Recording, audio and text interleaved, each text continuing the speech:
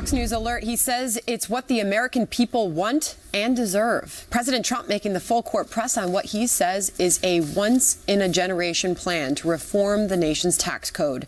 A plan he believes can remake the American economy and lead to a, quote, middle-class miracle. This is Outnumbered. I'm Sandra Smith, here today, Harris Faulkner, host of Kennedy on Fox Business, Kennedy. Also from FBN, the anchor of the Intelligence Report, Trish Regan.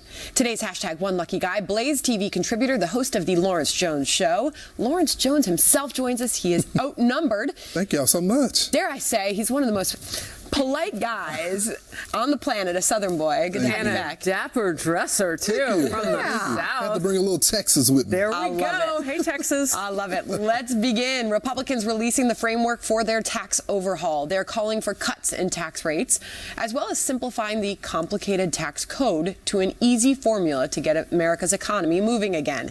In pushing for the plan yesterday in Indianapolis, President Trump saying he believes even some Democrats will come on board. Tax reform has not historically been a partisan issue, and it does not have to be a partisan issue today. I really believe we're going to have numerous Democrats come over and sign because it's the right thing to do. Meantime, the president tells Fox News that the GOP plan is aimed at helping the working people and the middle class. We say the working people, middle class, the people that really haven't been treated right, Pete, and they have been treated right, really for a long time, have not been treated right. Also, it's going to be for businesses where they're going to employ jobs, where they're going to bring in jobs. So it's for jobs. This is a tax plan for jobs and growth for our country. It'll be the largest reduction in terms of dollars of any plan ever in the history of the country. But House Democratic leader Nancy Pelosi, not a fan. She says the president's tax proposals are a big swindle, which will only reward the rich and explode the deficit. The Ryan McConnell tax framework is not tax reform. It is a framework that gives away the store to the wealthiest while sticking the middle class with a bill. It's a swindle of the American people, selling the same blueprint the failed trickle-down Bush tax cuts for the rich did not create jobs and only increase the deficit. But speaking of the deficit, the conservative House Freedom Caucus, known for being deficit hawks, jumping on board to support the plan. So, Lawrence, the president says this is for the working people, the middle class. This doesn't have to be a partisan issue. Will Democrats get on board? No, and I think it's pretty funny that they are so concerned about the deficit, considering they just spend our money. I'm really surprised that they got the Freedom Caucus on board so fast. I think that's the right direction. The problem is with the Senate. It seems to be a lot of resist from even Republican senators, and I don't think they'll be able to get them on board. Now, a lot of them have a re-election coming up, so maybe that can push them toward the middle. But it's a lot of these calls for regular order. I don't think it can happen, specifically because there is such an ideology problem when it comes to Democrats and Republicans on this issue. Trish, you have been so passionate about this and wanting this to get done. Is this the right plan? Well, it's better than what we got, I'll tell you that. Simplify it because it's highly complicated right now. I'd love to see 3 brackets. And we need to start rewarding people in the middle. I mean, I talk a lot about this hourglass economy that we're living in right now. In other words, you have a lot of people on the top and they'll do fine for themselves. And you have a lot of people on the bottom that get a lot of subsidies. You've heard me mention before, Sandra, the mother of 2, for example, in Hawaii that has nearly $60,000 worth of government subsidies. Well, why is she going to go to work when she's getting taxed so heavily and has therefore less take home effectively? We need to think strategically, because what happens is those people in the middle, that woman that otherwise might be making $65,000, she's the one getting squeezed. And so maybe she's falling into that bottom part of the hourglass. We need to revamp our tax code. The sooner, the better, because we have to help all Americans. Kennedy? help all Americans by cutting their taxes and cutting spending.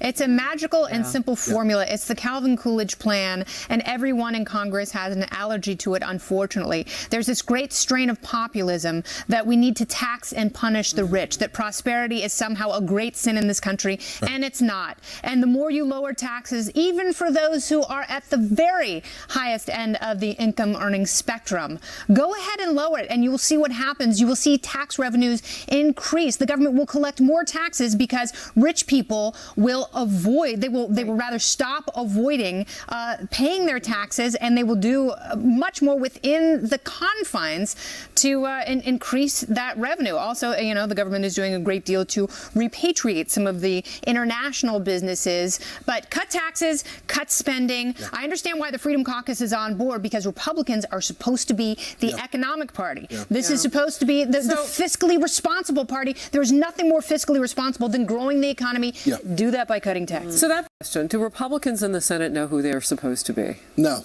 No.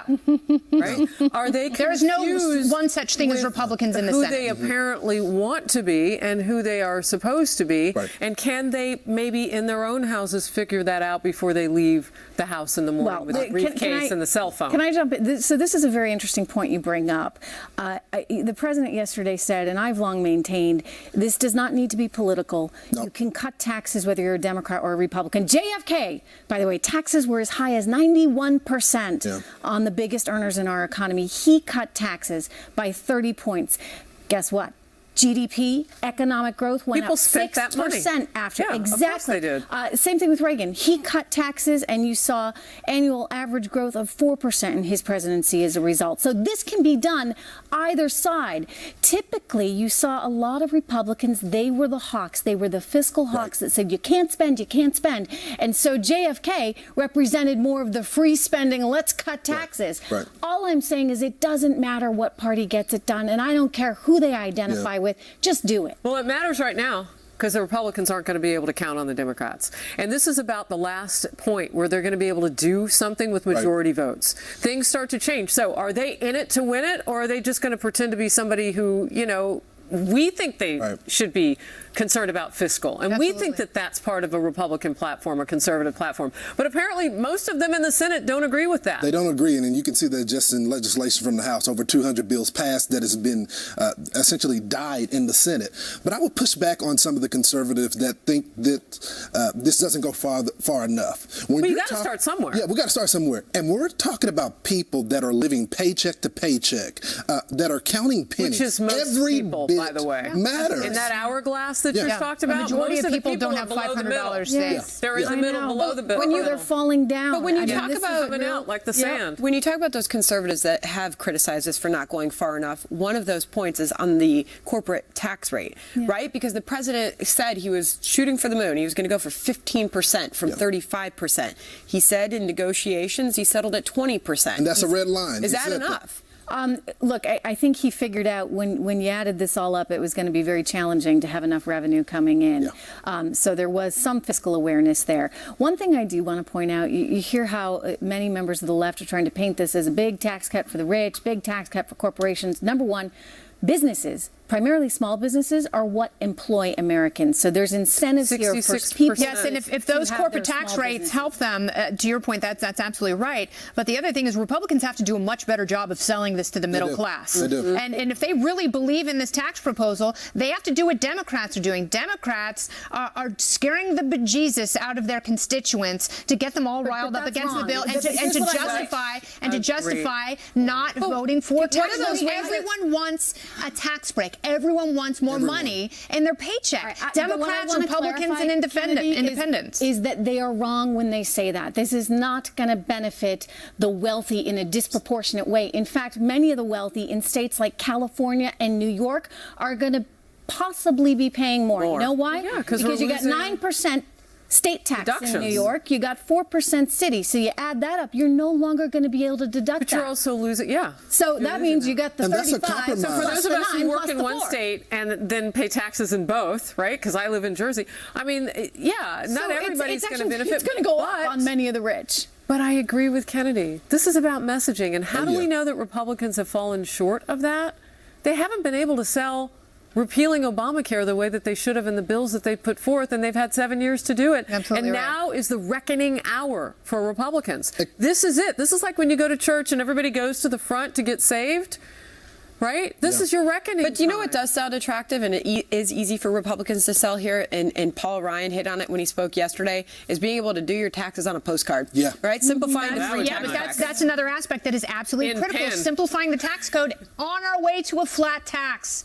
A flat tax is the most fair and wonderful plan there possibly is. Talk about simplification, and you would see revenues explode. I like what Tim Scott says, more of your money. More of your money. If we could just get representatives on the road. We don't need the policy wonks on the road. We need people that can just simply say, it's your money. Well, it is. And I like money. Money's great, Lawrence. Can I have more of that? A reminder of when this current president went up against his opponent in November. Remember that Democrats were bleeding a certain amount of middle-class people, right? They're forgotten. And those people in Virginia and those areas, well, the coal miners we knew weren't going to get on board, right?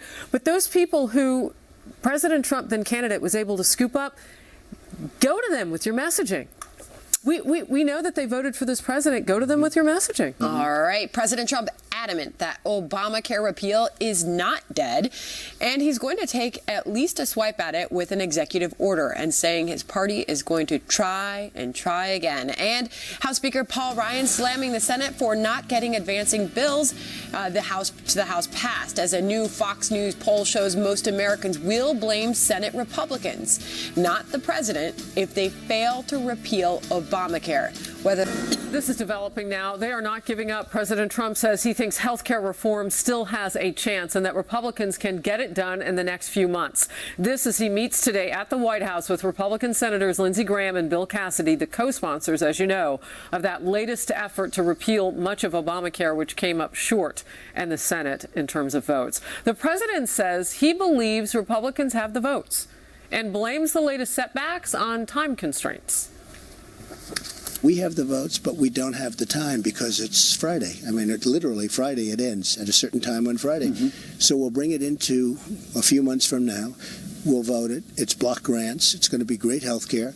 But in the meantime, I have that little period of time. I'll negotiate with the Democrats. If we can come up with a fantastic health care bill, that's okay with me. Good for both parties, bipartisan. All right, the president gets the last word on this. Representative Steve Scalise is walking to his office.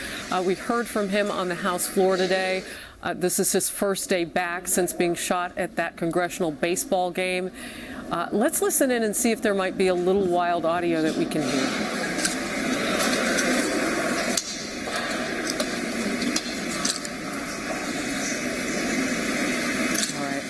Sometimes the microphones, those multi-directional microphones, can pick things up, and sometimes they can't. Those halls are a little cacophonous because they're rather hollow and tall, and so you get all that marble, and sometimes you can't hear words. But what we can see in the center of our screen is a man who spent a lot of time in ICU and on life support, walking down a hallway with some aid there and with a little bit of a limp. But Steve Scalise is back in the House, and he's already met today with House Speaker Paul Ryan. Paul Ryan said a few moments ago when asked how that meeting went that he was brought to tears. He said, "I'm no John Boehner. I was babbling. I was crying hard. I have no words to describe it." Let's listen to the applause.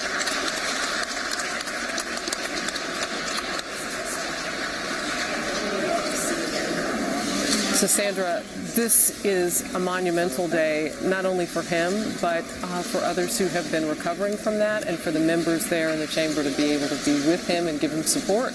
This is his first public appearance since that shooting at the congressional baseball practice, and it was an unbelievably emotional moment when he stepped onto the floor at about 10:58 a.m. this morning. Everyone stood, rose to on their feet. And what an American moment, truly. I'm happy about this moment, but I'm also sad because when he was first shot, there was this call for unity, bipartisan. You saw people in the Capitol praying, and they said they were going to do business better. Unfortunately, that hasn't been the case. It lasted for about a week. So I'm hoping that this is a reminder for those people that are supposed to be serving us that they got to get stuff done. They got to unite. The rhetoric is too heated right now, and I'm hoping this is just a reminder. But can I just say, like, it is so incredible considering how this could have gone. And Harris, you remember sitting on this couch, getting updates that his life was in jeopardy, and that he might not pull through when he was in ICU. More than once. Even after they began to do the surgeries, there were touch and go times, infection setting in. I mean, we were on Scalise watch in terms of just waiting for those new updates for many days. Sandra mentioned his words on the House floor. I just want to bring some forth as we continue to watch Congressman Steve Scalise walk back to his office. As you can imagine, these past 3.5 months have been pretty challenging times for me and my family.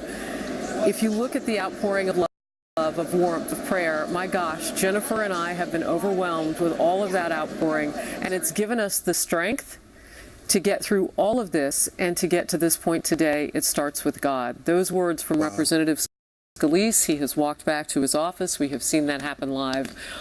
Big moments today. And in his words this morning, Harris, he tweeted out on his own Twitter account, "I'm back." Yeah. And a picture of him and his wife from the shadow right. That backlit in front of the Capitol, but also amazing? His voice so strong, his humor, his humility as he addressed the full chamber. At one point, he said, "Prayer works," and I think we can all take a lesson from it. Prayer actually does work. You think about what he has been through, how challenging in some ways it might be to get out there right now, because there's a fear factor, right? I mean, all he was doing was practicing baseball, and I would imagine that is so traumatic that you're just walking down the street every day now. You're looking every which way, making sure that you're going to be safe, you're going to be okay. This is a testament to him, to his strength, that he's back there like this. And you know what? It's great to see the nation come together, because there's not one person that was standing there applauding him that didn't absolutely believe in all he was doing to get himself better. It's a nice sign. Not to put too fine a point on it, but we remember at the time as it was happening, Kennedy, and unfolding, Representative Scalise's security detail saved a lot of lives that day because he was at that game. He continued to be a leader even in a moment when it was just kind of by the outskirts of what he brings with him when he travels. One of the things that the conversation that he'll get pulled into now is healthcare, and that's where we were. And I want to get back to that because we're getting ready to see some things happen with Obamacare if they don't start to take some measures here, right? We're already seeing it People unravel. aren't going to have health care, and their premiums are going through the roof if they do. And so you're going to have a lot of angry constituents out there that are going to say, hey, look, we voted you in so that you could get this done. You didn't get it done, and now I'm left with healthcare I cannot afford, possibly no healthcare at all. And so I think there's going to be ramifications, Harris. Well, unfortunately, it's not just political, because you obviously have people on both sides of the aisle. You have Democrats who are being completely obstructionist, Republicans who can't figure out a plan to save their lives, although, as you pointed out, they've had 7 years to do it. But you also have, and I think the real villain here, insurance companies who are holding the market and the country hostage because they are getting infusions of billions of dollars from the federal government to prop up the system that was meant to fail. And at the same time, they're still going to get money, and they know it, but they're going to raise premiums, which is incredibly heartless, and another reason why government and healthcare do not belong together. They are not chocolate and peanut butter. Harris? Oh, well, I've not had those things together, but it sounds delicious. Maybe chocolate and peanut butter. Maybe a Reese's maybe in a Reese's cup. Maybe. Exactly. You know what? The president says that he's going to get this done on his own if he can't, some portion of it. So he's set to sign an executive order that would allow insurers to sell health plans across state lines. That's what we thought that the Republican Party was going to do in some of its legislation. And we know that it had to be rolled out in phases, that legislation. But now he gets to jump over that line, if you will. I was finding his exact words on that executive order. I'll probably be signing a very major executive order where people can go out, cross state lines, do lots of things, and buy their own health care. And that will probably, as you just said, be signed next week. He said it's being finished now. It's going to cover a lot of territory and a lot of people, millions of people. Look, this is a no-brainer, right? You should be able to buy any insurance. They have some responsibility. And this whole notion that blame Democrats. No. Why did we give you the majority in both houses in the presidency if you can't get stuff done? And I think they're going to have to answer for that. the president can't continue to do things just through executive orders. You got to have some bills in place. Or you're going to see stuff just like in Obama administration. When the next person comes into office, it gets turned around. But maybe the problem is Mitch McConnell. You Right. know, Paul Ryan is going on TV publicly attacking Senate Republicans. And you know, at the heart of that, he's attacking their leadership. So if Mitch McConnell can't get people Then he gotta to go. come together, perhaps he has to. I mean, the candidate he just backed in Alabama lost. He doesn't have a lot of clout. He's at an 18% approval rating in his home state of Kentucky. Right. And he cannot herd these cats right now. So perhaps he needs to be relieved of his leadership role. That percentage is so low comparatively when you take into consideration that Congress as a whole is so unpopular. Right. So if you can't even have some mojo in your own state, Right. I mean, that says a lot. So where do we go from here? Well, I think it's going to continue to be a challenge. I know exactly where we go from here. I think a lot of Republicans are going to get voted out. And you're going to see a complete sort of change within the Republican Party.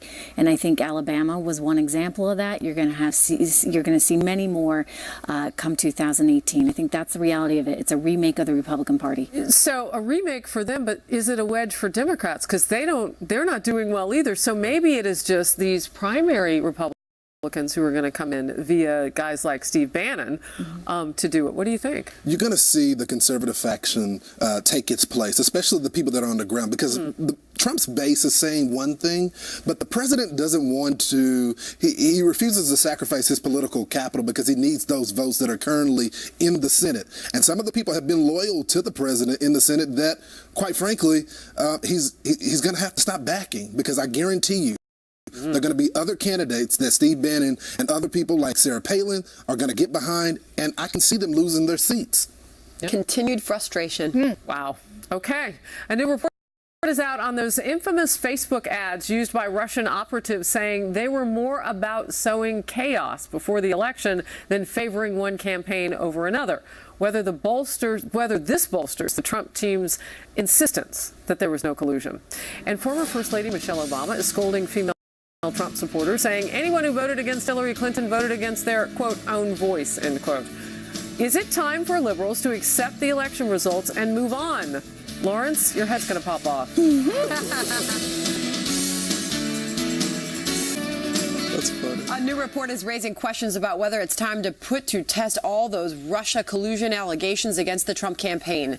The Washington Post is reporting that Russian operatives used Facebook ads to exploit our country's racial and religious divisions and did not necessarily favor any one candidate. The paper citing people who are familiar with the ads.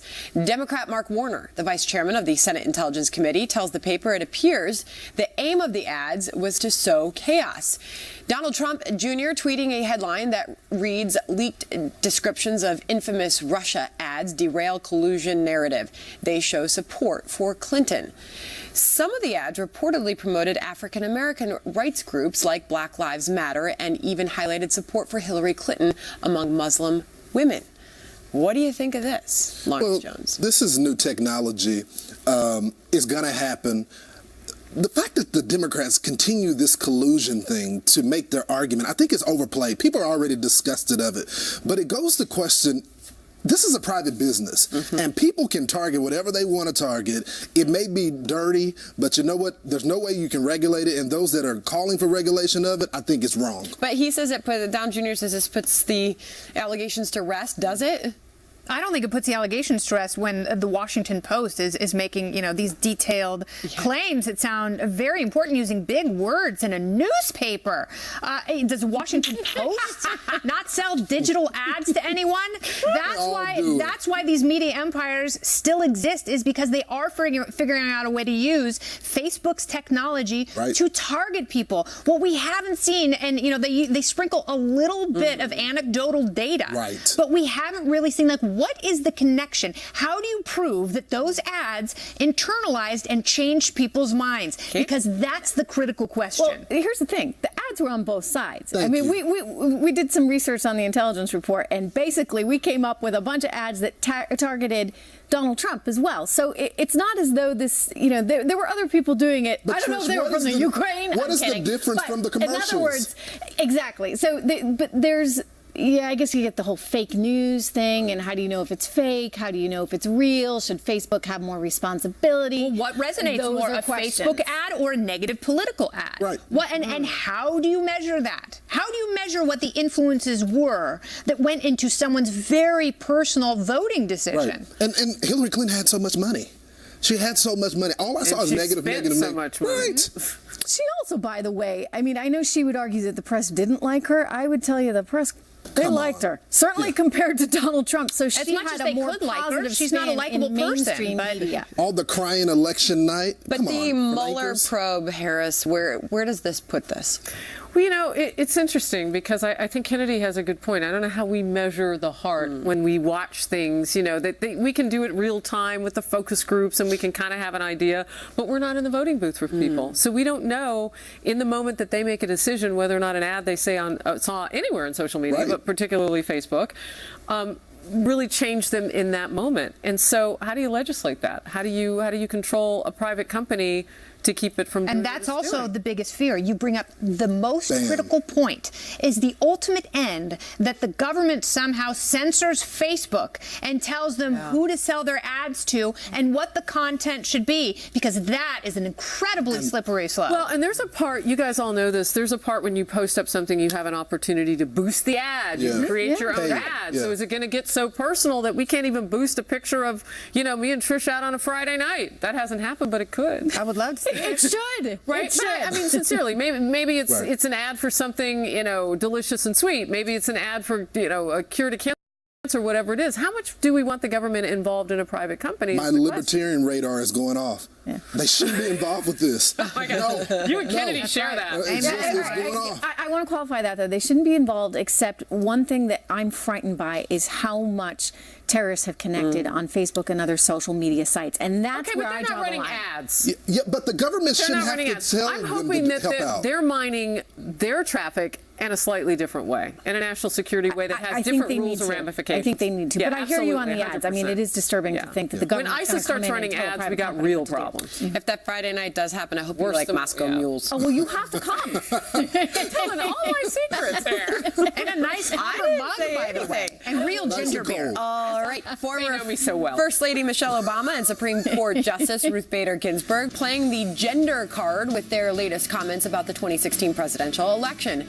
What they had to say and why they just cannot seem to let it go. Next.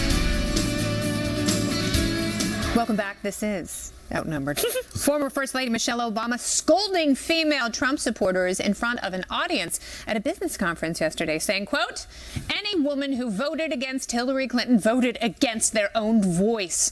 What does it mean for us as women that we look at those two candidates and many of us said, that guy, he's better for me. His voice is more true to me? Well, to me, that just says you don't like your voice. You like the thing you're told to like."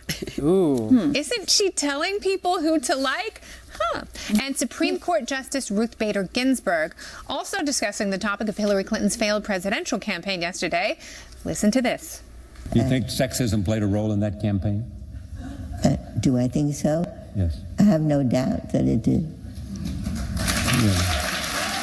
Do you think it was decisive?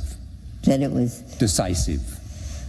There In are other so words, if so Hillary many Clinton had things- been a man, she would have won that election going away. There's so many things that might have been decisive, but that was a major factor. Oh, I wonder what she's basing that on, Harris. You know, I mean, this is a candidate who had the women's card. She tried to form a women's movement. She held women's events. I mean, I think she played that card pretty heavily. I think what the nation, though, was waiting for was an economic message. They were waiting for a few other things to come out of a woman's mouth or a man's mouth, and she didn't hit those. But isn't that a viable thing to voice your opinion and your disdain for the political system? Is that economic hole that's unfortunately undulating in so many people's lives? Isn't that a valid reason to vote for someone you're hoping your station improves? Yeah, look, absolutely. The Democrats were successfully able to rally people around Barack Obama as an African American. I think that they really were able to use that and thought that they could do that in the same way with a woman. The problem is, President Obama was actually a really good candidate. Yeah, and he was a charismatic guy who could get out there and give a speech. Well, and you were excited by him. And I'll tell you, women would be excited by the right woman, but she needs to deliver a message that resonates to women.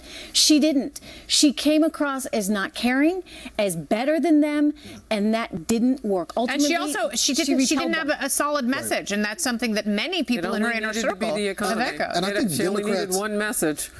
Yeah, I think Democrats were shocked about this because I got to be honest, traditionally, when they use identity politics, it traditionally works. The difference from this election is when you have people that are living paycheck to paycheck and their kids' education suck and they're tired of the border being out of control and you're putting illegal immigrants before American citizens and they don't care about the way they look. They want someone to solve their problems. Yeah. And so this election, it just wouldn't work. The problems outweighed their identity. Yeah, but if you had a woman that came along, Sandra, and said, I have the economic solutions for you. I understand how difficult it is. I know. I mean, a lot of women are the CFOs of their family, right? They're She did, and Elizabeth Warren and Bernie Sanders actually garnered a lot of attention during the presidential cycle because they had an economic message that Hillary Clinton tried to distance herself from. She did not get that down. And then I'll remind everybody the track record of Ruth Bader Ginsburg during the campaign openly criticizing Donald Trump while he was still a candidate, saying she can't imagine what the country would be with Donald Trump as our president. And then just as recently as last week, she described herself as a flaming female litigator. I don't know if you saw that one. What does that mean? I don't know. Make what you will of it. She's a lawyer.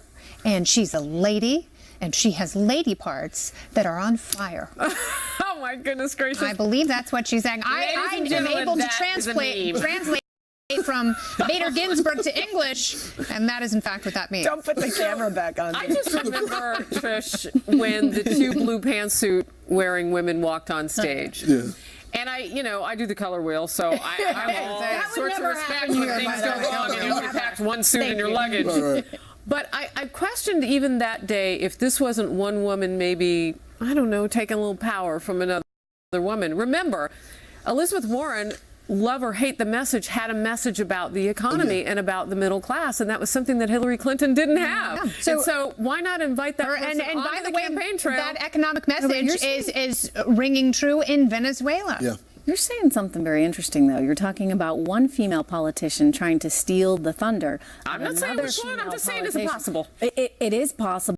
But, look, Hillary Clinton made her own decision. She should have taken some advice from her husband, who is a gifted politician and understood the economic challenges facing everybody. She made it about her. Paycheck to paycheck. I go back to that hourglass She felt that was incredibly paternalistic of her husband to be telling her what's right. Yeah, it was all about, I'm with her, not with you.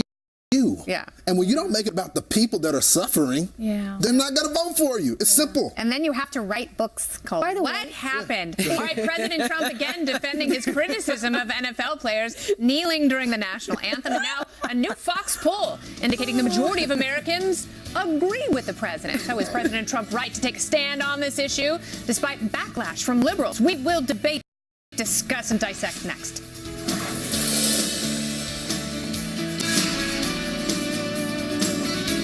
President Trump once again defending his position on the NFL kneeling controversy. Watch. The NFL cannot disrespect our country. They cannot disrespect our flag or our national anthem. And they can't have people sitting down or kneeling down during our national anthem. And guess what? Most people agree with me. And the NFL's in a box. They have to do something about it. And a new Fox poll shows the president is right that the majority of Americans agree with his views, with 55% calling the demonstrations inappropriate. Meanwhile, Congressional Black Caucus Chairman Cedric Richmond sending a letter to President Trump reading, quote, I write today to express my utter disgust with your handling of race relations in America in general, and more specifically, your disgraceful response to nationwide demonstrations against police brutality and racial injustice by professional football players, owners, coaches, and countless other patriots. But critics bashed President Obama for not doing enough to improve race relations in America during his 2 terms in office. In fact, this poll from October 2016 shows an overwhelming majority of Americans felt race relations actually worsened under President Obama. I'd agree with that poll. I think what was so discouraging about his presidency, Lawrence, and I want to get your thoughts on this, was that he had so much opportunity. He was the first African-American president. I really had hoped we would be in a different place by the end of his term than we were. Two terms. Yeah, right. I was disappointed as well. But to be fair, I have to push back on President Trump as well, because although I agree with a lot of his policies, this isn't his best suit right now, dealing with these issues. There's a couple things with this. First of all, that movement was dying at the NFL. It was only about 3 to 4 athletes ever on the field. It had no oxygen. Exactly. Especially since Colin Kaepernick did get signed, especially after he wore those dirty socks that depicted cops as pigs. It was losing steam. President Trump shares the belief of a lot of Americans, but he made a big mistake.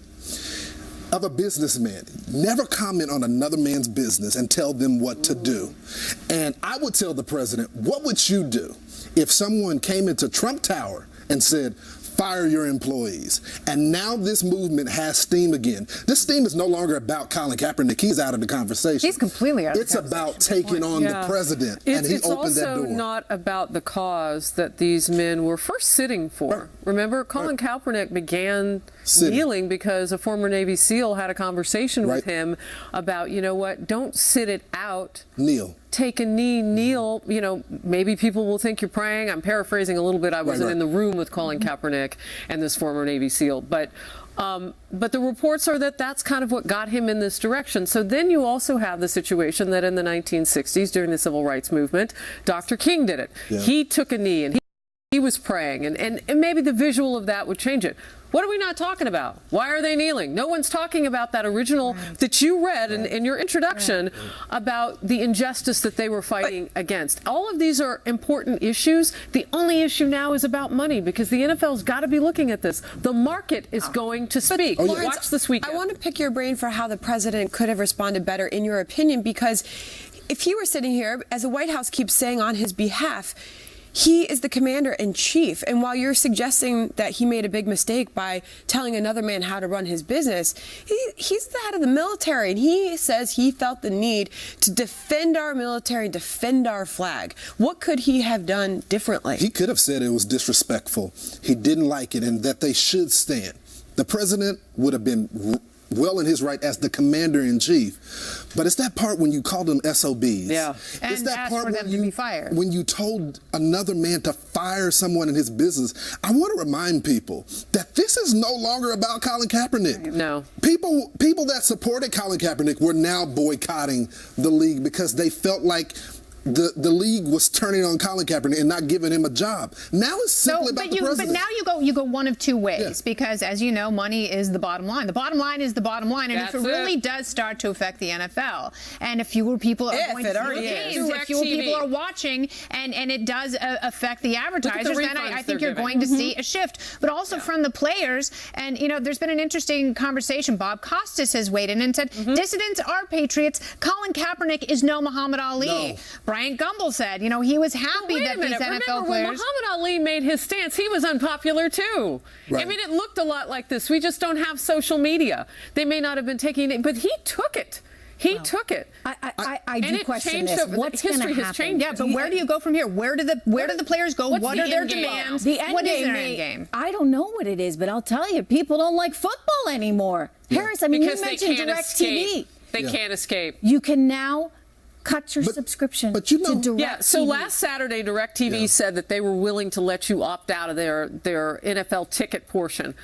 I've been reading since then that there's a penalty to cancel that, but people are canceling anyway. But they'll let you cancel it, I believe, without penalty if you say the reason is because of the that's controversy. The point is, it's about money. But I blame the media for this. If they would have never put the cameras highlighting this, well, they hijacked the cause of those players. Now, the mainstream media and its love for these types of issues which divide. They dramatized it. They hijack the message of these people. And so now it's all we don't even know what we're talking about. It's all convoluted, but I will tell you one thing. I don't know how anybody can hear the national anthem and not feel a tremendous sense of pride and joy that we were all born in this country, because it's a great place to be. It is still the land of opportunity. Jerry Jones split the apple. Yeah. I'll still be standing. Before the song was played. More Outnumbered, everyone, in just a moment. We'll be back.